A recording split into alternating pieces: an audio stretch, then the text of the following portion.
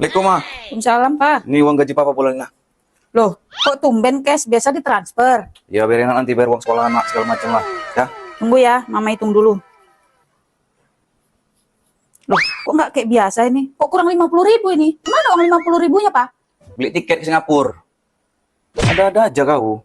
Beli tiket ke Singapura. 50.000? Apa cukup 50.000? Udah tahu nggak cukup? Kau tanya lagi. Jadi aku ke ATM tadi ngisi minyak kereta pakai apa? Pakai air.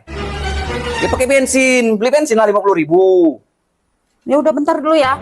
Apa lagi? 50.000 tadi Papa pakai kan?